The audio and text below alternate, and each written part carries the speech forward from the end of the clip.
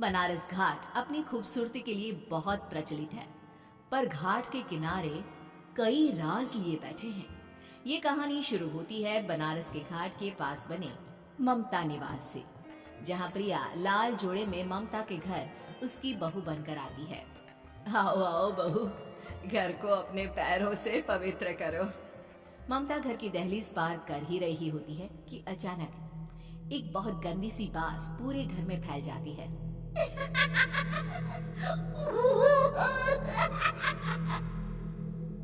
ये बदबू और ये आवाजें, ये कौन हंस रहा है माँ? अब ये पड़ोसी ना हमारे थोड़े अलग से है। कहाँ हम शाकाहारी और ये मांस मच्छी खाने वाले। छोड़, तू ध्यान मत दे और गृह प्रवेश कर। और हाँ बहू, अपनी सास की एक बात हमेशा याद रखना, इन पड़ोसियों से तो कभी बात नहीं करेगी। अच्छे लोग नहीं है ये। अपनी सास की ये बात मानेगी ना बेटा? हाँ माँ, जो आपकी मर्जी, मैं उनसे बात नहीं करूंगी। अगले दिन प्रिया अपनी पहली रसोई बनाने रसोई घर में जाती है। ये छोटी बात तो नाक में जा रही है। एक काम करती हूँ, खिड़की खोल देती हूँ।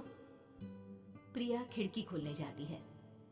इतने जाले, लगता है इस खिड़की को कभी खोला ही नहीं गया। पर ऐसा क्यों? ओह, नॉनवेज की स्मेल आती होगी ना। 2 मिनट के लिए खोल लेती हूँ, फिर बंद कर दूंगी।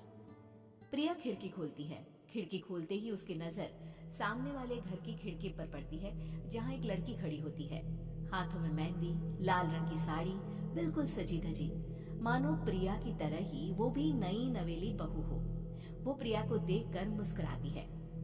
हे भगवान, माँ ने तो इनसे बात करने को मना किया था। प्रिया फौरन ही खिड़की बंद कर देती है और तवे पर चढ़े रोटी की ओर देखने लगती है, पर वहाँ रोटी न होकर मछली पड़ी होती है। ये क्या? पहली ही रसोई में इतनी बड़ी गलती। हे भगवान, अब मैं क्या करूं? प्रिया बहुत डर जाती है और फौरन रसोई की सफाई करने और फिर सभी के लिए खाना बनाने लग जाती है। जब वो सबको खाना परोसती है, सब तो ठीक है, मैं बेकार में चिंता कर रही थी। हे भगवान, ऐसे ही बस अपनी कृपा बनाए रखना। रात के वक्त जब सब सो रहे होते हैं, तब प्रिया को पायल की आवाज सुनाई देती है, जिससे उसकी आंख खुल जाती है। ये पायल की आवाज कहाँ से आ रही है? प्रिया उठकर उस आवाज के पीछे छत की सीढ़ियों तक जाती है। तभी उसे बच्चे के रोने की आवाज आती है। प्रिया छत पर जाती है तो क्या देखती है? वही लाल साड़ी वाली लड़की अपनी गोद में एक नवजात बच्चे को घुमा घुमा कर सुला रही है। तभी प्रिया की नजर उसके पेट पर पड़ती है। ओह गॉड, ये तो प्रेग्नेंट भी है। सुनिए, बच्चा सो नहीं रहा है क्या? मैं कुछ मदद करूं?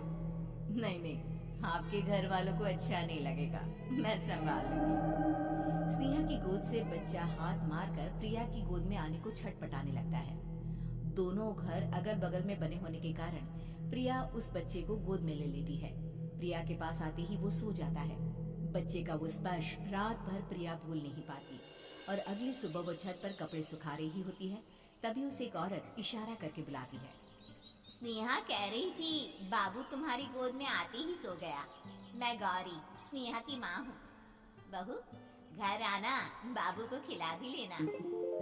शाम को जब घर पर कोई नहीं रहता, बच्चे से मिलने के लिए प्रिया छिपकर अपनी पड़ोसन के घर चली जाती है और कुछ देर बच्चे को खिलाकर वापस लौट आती है।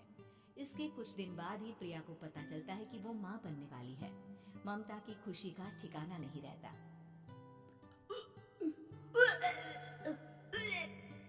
माँ जी, पता नहीं क्यों उल्टी आ रही है। प्रिया भागती हुई वॉशरूम में जाती है तो हरी और लाल रंग की उल्टी करती है। उस उल्टी में से कीड़े निकलते हैं। ये क्या? खून और ये कीड़े! माँ! माँ!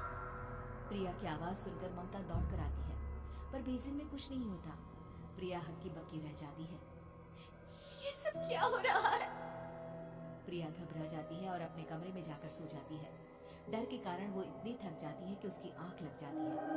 तब उसे ऐसा लगता है उसके पेट पर मानो कोई बैठा हुआ हो। कौन हो? प्रिया के पेट पर एक 5 महीने की बच्ची बैठी हुई थी, जो बुरी तरह जली हुई थी। माँ, तुम ही मुझे लाई ना अपने पेट में? मैं तुम्हारी माँ नहीं हूँ। कौन हो तुम? माँ, देखो मैं जल गई बुरी तरह से। 6 महीने पेट में रहने को भी मुझे नहीं मिला। सहला दो ना माँ। बचाओ, बचाओ, माँ। ममता दौड़कर कमरे में आती है। प्रिया की बातें सुनकर वो सब समझ जाती है।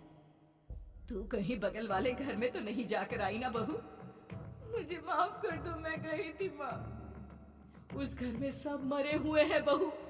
कई साल पहले स्नेहा उस घर में बहू बनकर आई थी। कुछ ही दिन में वो एक बच्चे को जन्म देने वाली थी।